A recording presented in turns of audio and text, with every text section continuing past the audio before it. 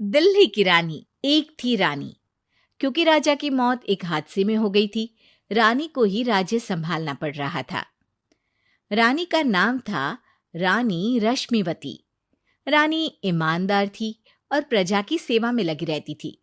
एक दिन उसके दरबार में 3 नौजवान आए, रमेश, सुरेश और दिनेश। कहो, क्या सहायता कर सकती हूँ मैं तुम्हारी? हम आपके दरबार में काम करना चाहते हैं ताकि जनता की सेवा कर सके। लेकिन अभी तो तुम्हारी उम्र बहुत छोटी है। तुम लोगों को तो अभी अपनी पढ़ाई पर ध्यान देना चाहिए। हमारा मन पढ़ाई में नहीं लगता। माता पिता को लगता है कि हम किसी के लायक नहीं है और हम साबित करना चाहते हैं कि हम लायक हैं। उत्साह बहुत अच्छा है, मगर अभी उम्र कच्ची है तुम लोगों की। अरे उम्र से क्या होता है रानी जी? शास्त्रों में लिखा है कभी किसी के ज्ञान को उसकी उम्र के आधार पर नहीं देखना चाहिए। बात तो सही है तुम्हारी। और अगर सच में तुम अगर ये संकल्प करके आए हो कि तुमको यहाँ काम करना है, तो पहले परीक्षा देनी पड़ेगी। 3 परीक्षा, एक शारीरिक परीक्षा, एक बुद्धि की परीक्षा और एक देशभक्ति की परीक्षा। और ये क्या है? वो मंत्री महोदय तुम्हें समझा देंगे। हमारे पास समय नहीं है। अगर तुम लोग तैयार हो तो बताओ। हाँ हाँ, हम तैयार है किसी भी परीक्षा के लिए। मैं भी तैयार हूँ कुछ भी कर गुजरने के लिए। तो ठीक है मंत्री जी, आप इन तीनों की परीक्षा कल से ही शुरू कर दीजिए। जो आ गया रानी साहिबा। अगले दिन से ही तीनों की परीक्षा शुरू हो जाती है। पहले शारीरिक परीक्षा, यानी किस में कितना है दम, ये देखेंगे हम। क्योंकि शरीर में दम होगा तभी तो प्रजा की सेवा में दम लगा पाओगे। हमें क्या करना होगा? वो पेड़ दिख रहा है, जो सबसे पहले चढ़ेगा उस पे दरबार में नौकरी पाने के अवसर उसी के बढ़ जाएंगे। मैं चढ़ता हूँ। अरे रुको रुको, गिनती गिनने दो। 1, 2, 3। 3 की गिनती के बाद रमेश और सुरेश भागकर पेड़ के पास गए, मगर दिनेश आराम से पेड़ के पास गया। जैसे ही रमेश और सुरेश आधे पेड़ तक चढ़ गए, दिनेश ने उन दोनों की टांग पकड़ के उन्हें नीचे गिरा दिया और खुद पेड़ पर चढ़ गया। दिनेश की जीत हुई। अरे लेकिन इसने बेईमानी की। बेईमानी नहीं की, बुद्धि लगाई। शरीर के दम के साथ दिमाग में भी दम होना चाहिए। क्यों मंत्री जी? हाँ हाँ, बात तो तुम्हारी सही है, लेकिन बात अगर बुद्धि की है तो बुद्धि की असली परीक्षा हम कल लेंगे। शाम को जाकर मंत्री रानी को सब बता देते हैं। यानी दिनेश उन सब में ज्यादा होशियार है। जी रानी साहिबा। अगले दिन तीनों की बौद्धिक परीक्षा का समय होता है। आज हमें क्या करना है मंत्री जी? थोड़ा सब्र करो, कल जल्दबाजी में ही हारे थे तुम।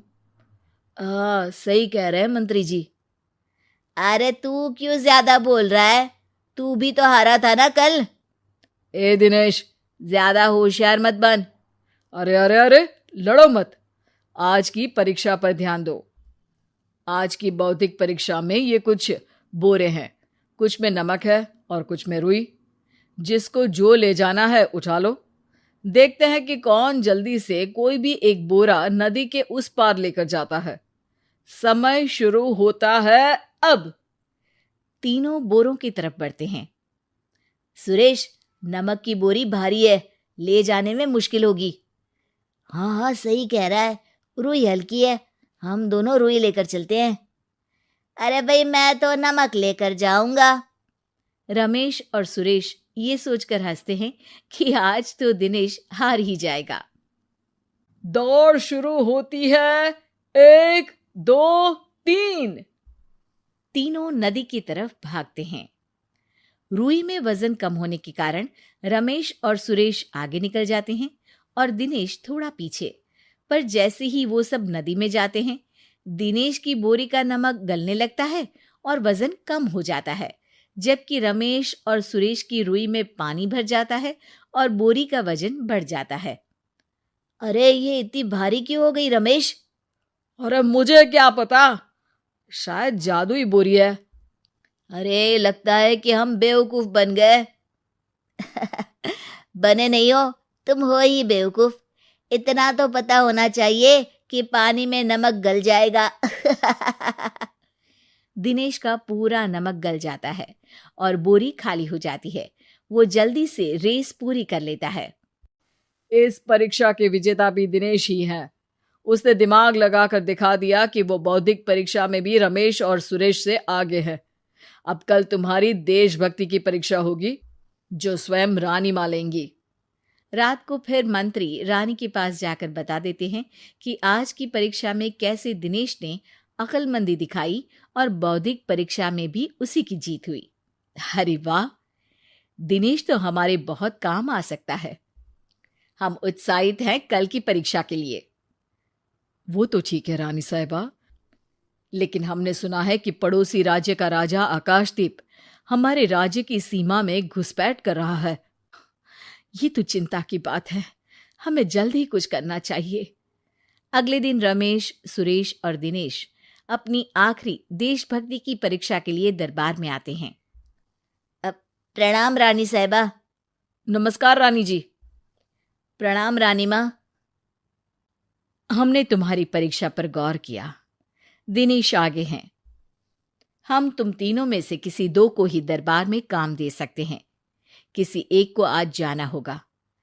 तो देशभक्ति की परीक्षा के लिए तैयार हो? पूरी तरह से।